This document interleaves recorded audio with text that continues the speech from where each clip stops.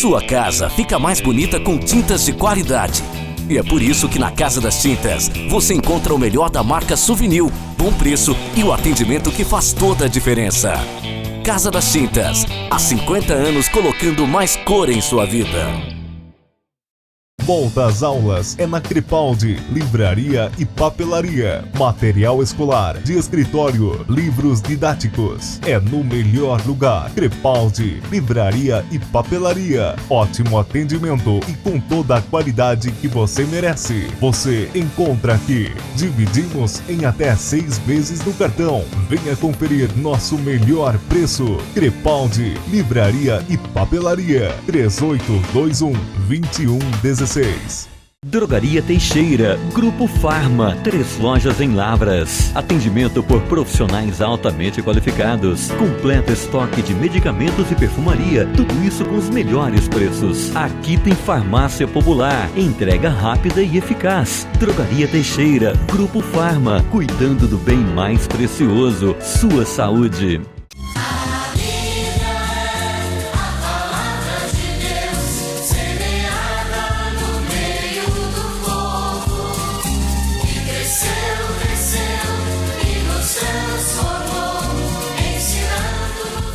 Estamos iniciando um novo mês, o mês das flores, o mês da primavera, o mês também dedicado à palavra de Deus. E São Jerônimo nos ensina: ignorar as Escrituras é ignorar o próprio Mestre. Então, graças a um lindo trabalho feito por São Jerônimo, a Igreja consagrou o mês de setembro, o mês dedicado à Bíblia Sagrada. Hoje, conosco no programa Um Coração para Amar, temos a grata felicidade de contar com a presença do Padre Mariano. Padre Mariano, religioso, deuniano, por 12 anos esteve à frente na animação, na orientação da nossa vida religiosa deuniana no Brasil. Padre Mariano, fale um pouquinho sobre o seu currículo, né? O senhor teve a graça de ir para Roma, de estudar, durante muitos anos lecionou em Taubaté. Partilhe um pouquinho com o nosso povo essa sua experiência no magistério em Taubaté, na teologia. Obrigado. Talvez uma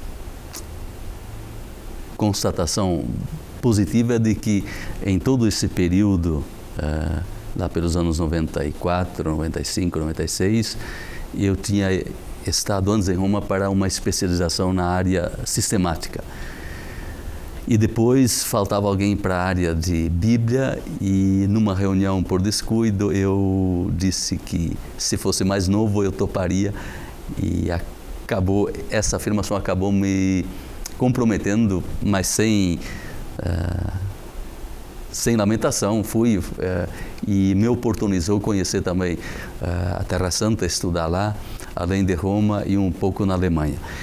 O lado positivo, assim, eu gosto muito do magistério acadêmico das aulas, mas o fato de ter sempre, simultaneamente, ter estado e atuado em paróquia, isso é muito benéfico. Então, a palavra e os estudos confrontados com a vida, que é o mais importante, foi muito e é muito ilustrador e iluminador para ensinar, ou para aprender, ensinar aprendendo e aprender ensinando. O nosso povo católico tem um grande carinho pela Bíblia Sagrada. É fácil perceber que nas casas de famílias, às vezes 2, 3 Bíblias, né? E o próprio salmista nos diz que a palavra de Deus é uma luz a iluminar o nosso coração, uma luz a iluminar a nossa vida. Ajude-se o nosso povo a entender melhor a beleza e a riqueza da Bíblia Sagrada. Quantos livros tem? Por que ela distingue da Bíblia evangélica? Como a Igreja, de fato, nos orienta para o correto uso da Bíblia Sagrada? Talvez o ponto de partida melhor seja esse. A Bíblia não é a primeira palavra de Deus. A primeira palavra e a mais importante é a vida, né? Essa primeira palavra dada não foi bem acolhida e, naturalmente, não bem vivida. Então, Deus deu a segunda palavra. Mas a primeira e a mais importante é a vida.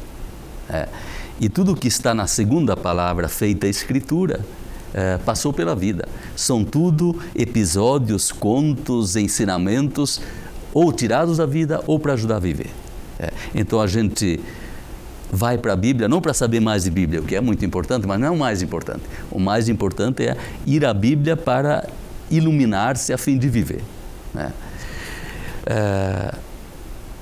O que nós temos nesse grande são uma coleção de livros, a própria palavra Bíblia, né, no grego, em cuja língua foi escrito o Novo Testamento e partes do Antigo Testamento.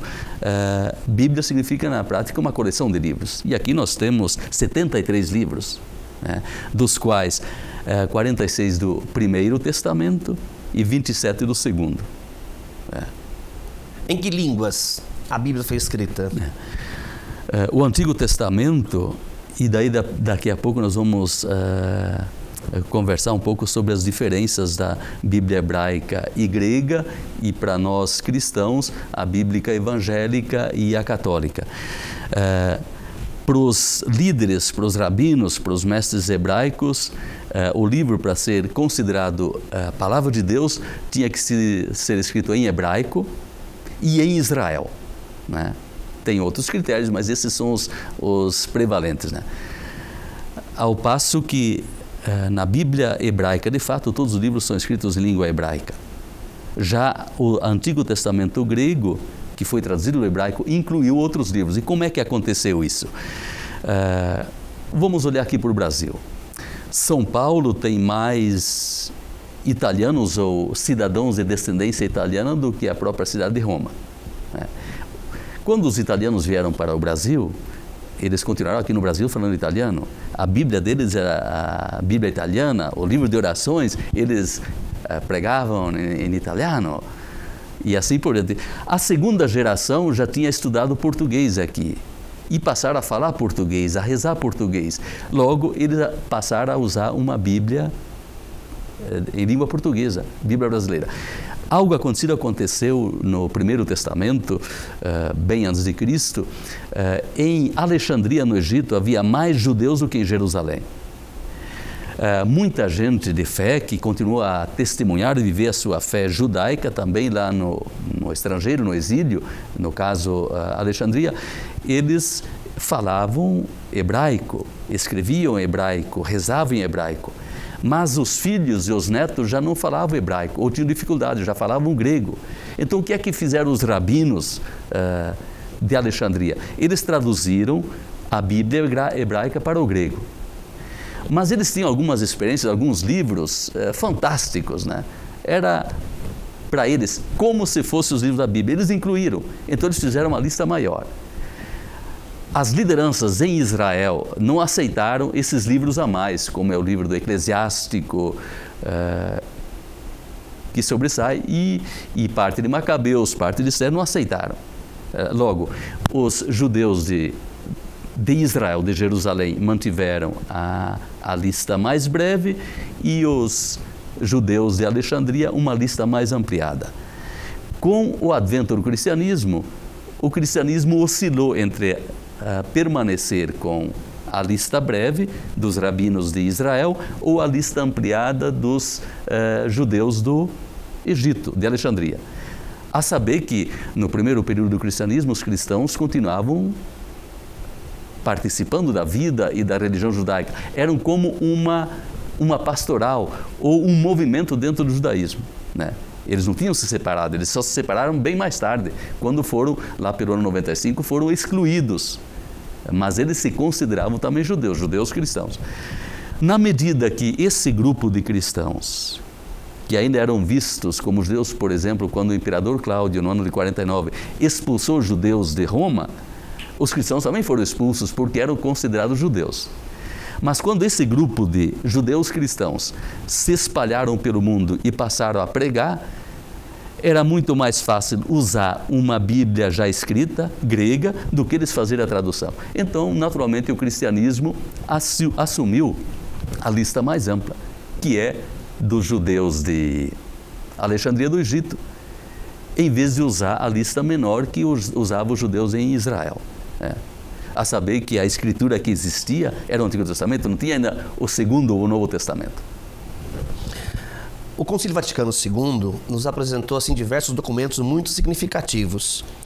O primeiro deles foi sobre a Sagrada Liturgia.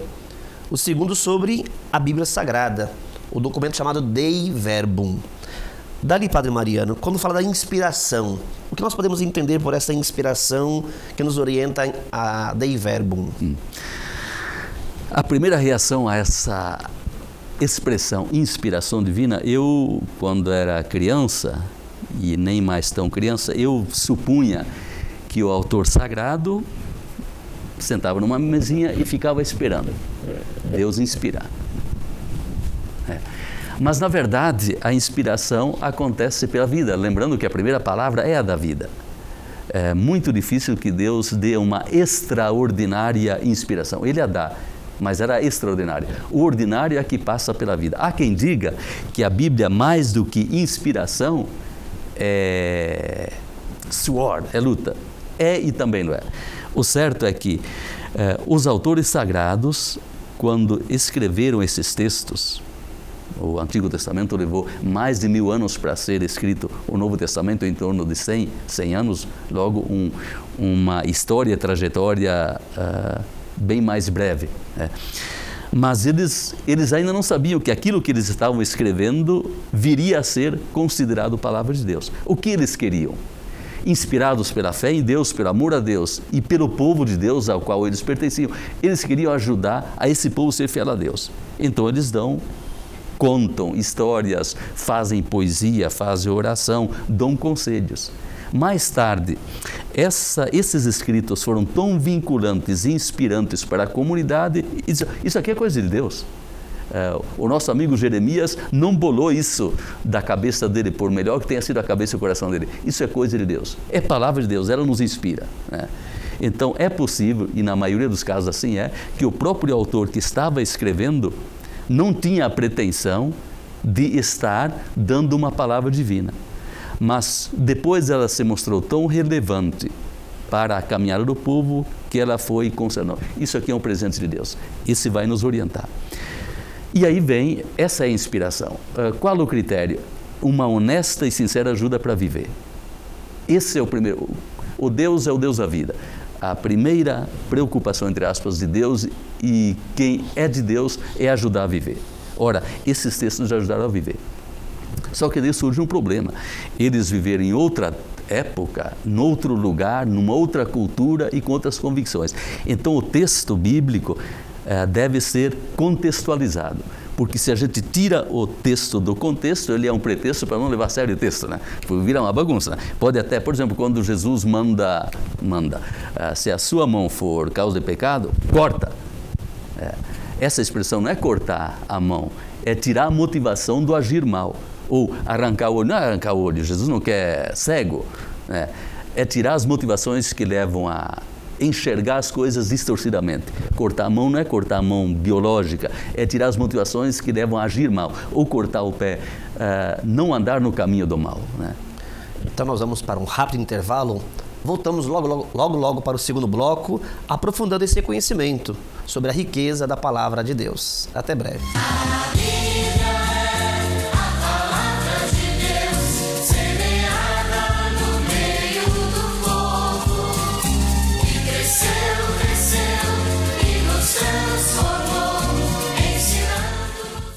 Drogaria Teixeira, Grupo Farma, 3 lojas em Lavras. Atendimento por profissionais altamente qualificados. Completo estoque de medicamentos e perfumaria. Tudo isso com os melhores preços. Aqui tem farmácia popular. Entrega rápida e eficaz. Drogaria Teixeira, Grupo Farma. Cuidando do bem mais precioso, sua saúde. Volta às aulas é na Crepaldi, livraria e papelaria, material escolar, de escritório, livros didáticos. É no melhor lugar. Crepaldi, livraria e papelaria. Ótimo atendimento e com toda a qualidade que você merece. Você encontra aqui. Dividimos em até 6 vezes no cartão. Venha conferir nosso melhor preço. Crepaldi, livraria e papelaria. 3821-2116. Sua casa fica mais bonita com tintas de qualidade. E é por isso que na Casa das Tintas você encontra o melhor da marca Souvenir, bom preço e o atendimento que faz toda a diferença. Casa das Tintas, há 50 anos colocando mais cor em sua vida.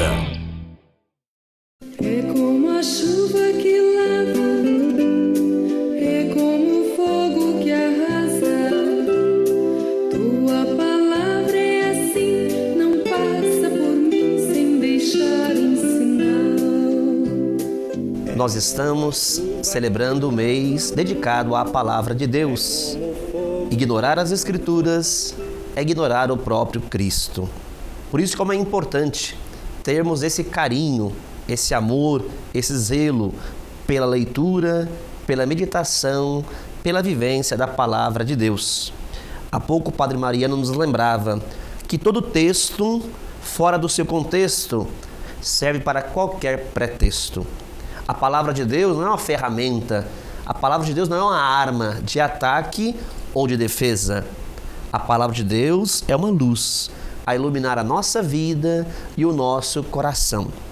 Padre Mariano, continuando a nossa reflexão dessa inspiração bíblica, dessa diferença entre a Bíblia evangélica, a Bíblia católica, partilhe um pouquinho conosco melhor o porquê dessas diferenças. Voltando à questão da diferença da Bíblia dos judeus que permaneceram em Israel e daqueles que foram para Alexandria no Egito. O cristianismo, como eu disse há pouco, quando emergiu e apareceu no cenário mediterrâneo, no começo eles usavam a Bíblia menor, que era a hebraica, porque eles todos eram judeus, né? Mas depois eles perceberam que a Bíblia ampliada já tinha uma Bíblia escrita em grego, eles não precisavam fazer a tradução. Então eles acabaram ficando com a Bíblia mais extensa, né? Quando o Lutero era professor estudante e professor de Bíblia, até muito perspicaz, muito bom, quando ele encaminhou a reforma, ele disse: não, nós vamos voltar às origens. A Bíblia inspirada é aquela mais breve, a lista judaica. Vamos tirar aqueles livros gregos lá. E isso passou para as igrejas evangélicas. Elas acabaram ficando com a lista menor, que é a da Bíblia hebraica, e renunciaram à maior, que é a da Bíblia grega. Ao passo que a Igreja Católica, no Concílio de Trento e depois, evidentemente, no Vaticano II, confirmou a lista maior como inspirada. Isso em relação ao Antigo Testamento. Também o Novo Testamento não teve logo reconhecidos todos os livros que hoje nós temos como palavra de Deus. Por exemplo, o livro do Apocalipse teve muita resistência, né? Ele só foi assumido depois do ano 100 como livro inspirado. Também o próprio Lutero dizia: a carta de Tiago é uma carta de palha, Strohepistele, é coisa de palha, não tem grão, joga fora. Na verdade, o Lutero estava tão condicionado pela polêmica europeia e alemã em particular, que ele descuidou um dado, né? Quando o Tiago fala das obras, não está pensando nas obras da lei judaica, ele está pensando nas obras pelas quais a fé deve mostrar sua eficácia. E por isso o mal entendido. Mas Tiago e Romanos foram contrapostos. A carta de Tiago e a carta de Paulo aos Romanos, por Lutero, foi essas duas foram contrapostas pela polêmica que eles viviam na Europa, né? Faltou voltar ao texto. E que depois as igrejas evangélicas, sobretudo luterana e metodista, fizeram muito bem, anglicana e outras tantas, calvinista, né? Mas os grandes biblistas, de fato, que precederam a teologia bíblica católica, vêm do mundo protestante, evangélico, sobretudo luteranos, né?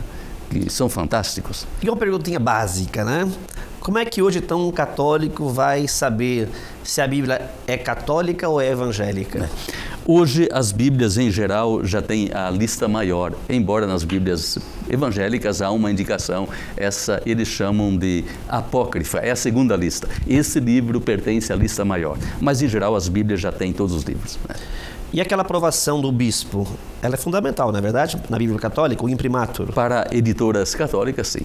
Como para as evangélicas, é do líder da igreja a qual pertence o grupo que edita a Bíblia.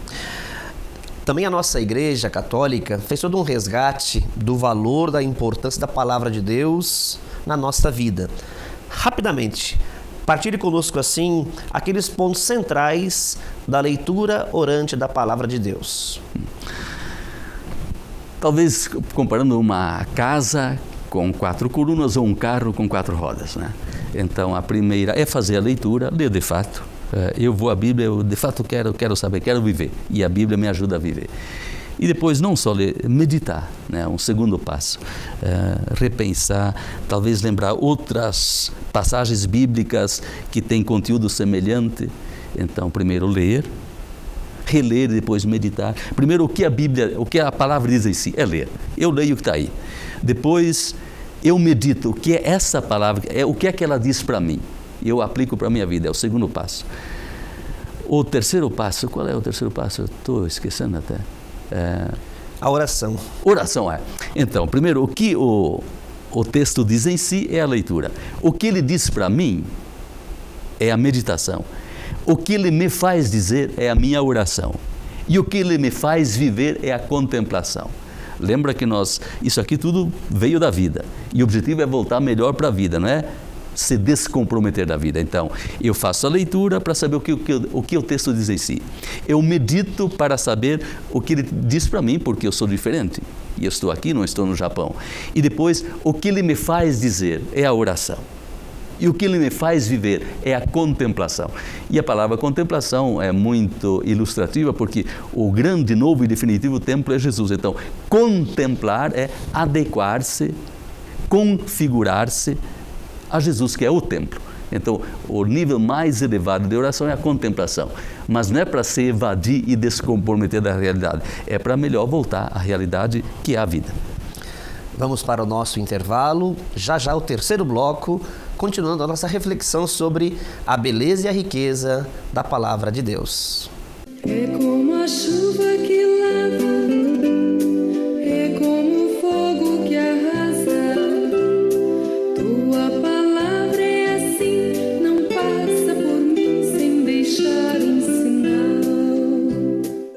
Volta às aulas é na Crepaldi, livraria e papelaria. Material escolar, de escritório, livros didáticos. É no melhor lugar. Crepaldi, livraria e papelaria. Ótimo atendimento e com toda a qualidade que você merece. Você encontra aqui. Dividimos em até 6 vezes no cartão. Venha conferir nosso melhor preço. Crepaldi, livraria e papelaria. 3821-2116. Drogaria Teixeira, Grupo Farma, 3 lojas em Lavras. Atendimento por profissionais altamente qualificados. Completo estoque de medicamentos e perfumaria. Tudo isso com os melhores preços. Aqui tem farmácia popular. Entrega rápida e eficaz. Drogaria Teixeira, Grupo Farma. Cuidando do bem mais precioso, sua saúde. Sua casa fica mais bonita com tintas de qualidade. E é por isso que na Casa das Tintas você encontra o melhor da marca Souvenir, bom preço e o atendimento que faz toda a diferença. Casa das Tintas, há 50 anos colocando mais cor em sua vida. Deus quer falar comigo em coisas tão pequenas, nas coisas simples. Deus quer falar. Nós estamos celebrando o mês de setembro, um mês dedicado à Palavra de Deus. E dentro da liturgia nós temos o ano litúrgico. Temos o ano A, o ano B e o ano C. No ano A nós acompanhamos o evangelista Mateus. No ano B, Marcos. No ano C, Lucas. E devido à riqueza do Evangelho de João, nós acompanhamos o Evangelho de João durante o tempo pascal. Neste ano, então, nós estamos acompanhando a catequese de Marcos, o Evangelho de Marcos. Dos 4 evangelistas, Marcos foi o primeiro a redigir o seu Evangelho. É o Evangelho mais breve, é o Evangelho mais curto, são apenas 16 capítulos, porém de uma importância fundamental para que depois os outros evangelistas pudessem também elaborar os seus evangelhos. Padre Mariano, qual é a importância de Marcos para a vida da igreja?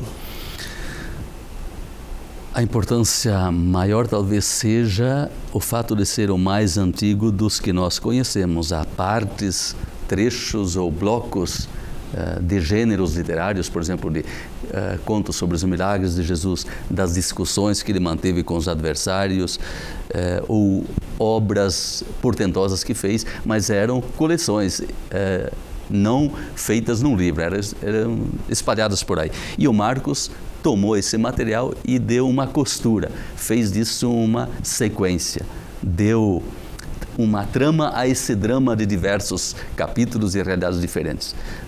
E também por ser o mais próximo da realidade, sobretudo num momento duplamente doloroso para a comunidade.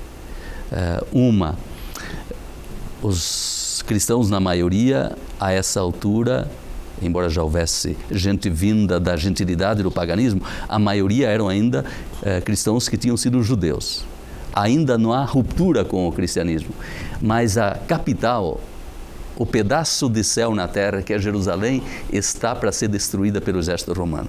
Isso impacta muito e lembra o que Jesus havia predito: não vai sobrar pedra sobre pedra. E em Roma, onde estava a comunidade de Pedro, que é também a de Marcos, os cristãos sofrem sua grande perseguição e, entre muitas lideranças, os dois maiores líderes são martirizados, são assassinados, o Pedro e o Paulo, entre 64 e 67, justamente quando Marcos está concluindo a redação do seu texto. Então não confunda, na nossa Bíblia a sequência está Mateus, Marcos, Lucas e João. Porém, Marcos foi o primeiro a redigir, então, o seu evangelho. Qual a data mesmo, padre? 67, 69, por aí. Tá. Marcos, no seu evangelho, ele tem assim um objetivo. Ele tenta assim responder a uma pergunta, né? Quem é Jesus? Então, a partir dessa pergunta, que ele vai então relatando nos diversos milagres. Quem é Jesus? O que Marcos quer dizer com essa pergunta fundante do seu evangelho? Que é hoje a grande pergunta para nós cristãos e é de todos os tempos, a cada nova realidade histórica e em cada lugar responder porque nós somos cristãos. Então tem três versículos ou três momentos, a saber que quando Marcos escreveu não tinha capítulo nem versículo, isso é coisa bem posterior, né? Eles tinham um texto corrente, né? Mas o começo, Marcos apresenta a sua obra. Evangelho, uma boa notícia, Evangelion, eu é bom, boa, e a Gelia é a mensagem, a boa notícia, a boa mensagem. A boa mensagem. De quem? De Jesus Cristo. Tanto de Jesus Cristo como o sujeito que traz uma novidade inaudita, inédita. Nunca alguém falou como esse homem, segundo João. Marcos não usa esse texto, mas o faz subentendido, né? Nunca ninguém falou, nem obrou como ele. Então, quem é? Jesus, evangelho de quem? De Jesus Cristo como sujeito. Ele que ensina e que vive de um jeito novo. E nos propõe a viver de um jeito novo. Mas também pode ser como objeto. O que Jesus viveu e ensinou tornou-se objeto da pregação e da explicitação da parte das lideranças, dos pregadores. Então, de Jesus Cristo também, sobre Jesus Cristo, acerca dele. Então, quem é Jesus? E enquanto Jesus, ao longo do texto nós vamos percebendo, é o Jesus humano, Yeshua, Deus salva, né? É Jesus. Mas esse Jesus é também o Cristo, é o Messias. Christos é o ungido, né? É o Messias. Nós somos cristãos porque também somos ungidos, por causa dele, pelo Espírito de Jesus. Então, Jesus Cristo, Filho de Deus, né? Então, até o capítulo 8, versículo 29, Jesus vai se manifestando, ele ensina e opera. Curiosamente, no Evangelho de Marcos, Jesus não fala muito, ele faz muito, né? Depois, dois elementos comparativos. Em João, no Evangelho de João, que é o último, ao menos na redação final, Jesus faz muito e também fala muito, tem longos discursos.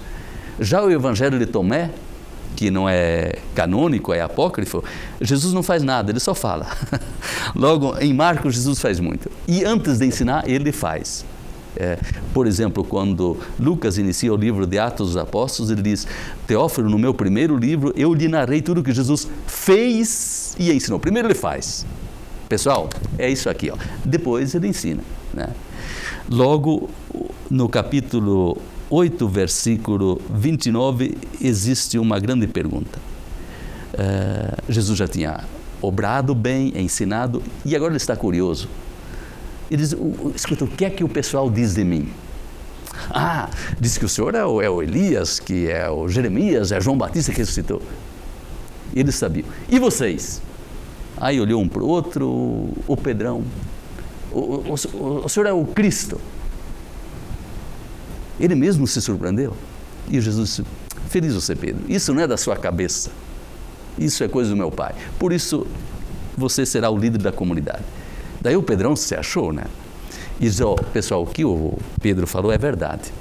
Eu sou o Messias, Filho de Deus, porém, eu vou ter que passar pela cruz. O Pedro: o senhor passar... O Pedro era mais velho que Jesus. O senhor sofrer? Isso Deus não permita. O senhor vai sofrer? O que é isso? O senhor está enganado. O senhor é muito novo, não entende a coisa. O Pedro deu uma de mestre, né? Aí que Jesus chama Pedro de Satanás, porque ele está desviando Jesus do caminho. Então, Sataniza quem desvia do caminho. Então, esse é um momento importante. Jesus é o Cristo. Só que o Pedro disse a palavra certa, mas a entendeu de forma errada, né? E, enfim, quem é que vai dizer a palavra certa e entendida de forma certa? É no final do Evangelho, eu assinalei aqui, no capítulo 15, versículo 39. É um pagão. Centurião romano. Centurião romano. Olha, viver desse jeito e morrer dessa forma só pode ser Deus. Verdadeiramente esse homem era o Filho de Deus, né? E aí está a completa obra. É um aprendizado, né? Fica assim então, minha irmã e meu irmão, o convite. Estamos iniciando o mês dedicado à Palavra de Deus. Se você ainda não leu, pega a sua Bíblia, Marcos. É um evangelho curto, muito objetivo, mas que nos convida de fato a meditar, a colocar a nossa vida sobre esse texto sagrado e, a partir do texto sagrado, elevar ao bom Deus a nossa oração, vivendo essa experiência mística também de contemplação. Obrigado pela sua companhia, permaneça na paz do Senhor. Fala, Senhor, preciso ouvir tua voz. Eis aqui o teu servo,